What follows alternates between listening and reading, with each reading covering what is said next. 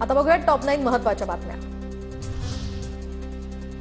साताऱ्याच्या राजवाडा ते जिल्हाधिकारी कार्यालयापर्यंत हिंदू राष्ट्र समन्वय समितीचा मोर्चा। तर बांगलादेशी घुसखोरांमुळे आता देशात गुन्हेगारी वाढत असल्यामुळे बांगलादेशांवर कारवाई करण्याची मागणी। विसर्जनावर तातडीने तोडगा काढा, समन्वय समितीची मुख्यमंत्र्यांकडे मागणी। सर्वोच्च न्यायालयाच्या आदेशाचं कारण देत ऐनवेळी पीओपी गणेश मूर्तींच्या विसर्जनावर बंदी घालण्यात आली। हळदी समारंभामध्ये बंदूक दाखवल्याप्रकरणी दोघांवरही गुन्हा। तर कल्याणच्या उंबर्डे गावातल्या हळदी समारंभातली घटना। आरोपी चिंतामण लोखंडे भाजपचा पदाधिकारी असल्याची माहिती। छत्रपती संभाजीनगरमधील नर्स हत्या प्रकरणातील आरोपीला 5 दिवसांची पोलीस कोठडी। तर हत्या करून मोनिकाचा मृतदेह शेतातील पडक्या खोलीत होता पुरलेला।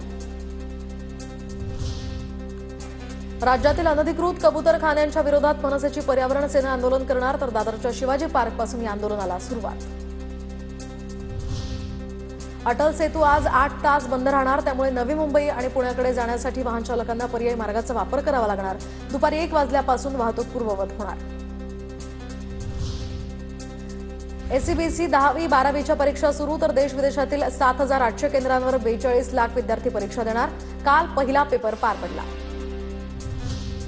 सीटी प्रवेश परीक्षेसाठी एससीबीसी आणि ओबीसी विद्यार्थ्यांना जात वैधता प्रमाणपत्र सादर करण्याची मुदत वाढवली। तर 6 एप्रिलपर्यंत विद्यार्थी जात वैधता प्रमाणपत्र सादर करू शकतात।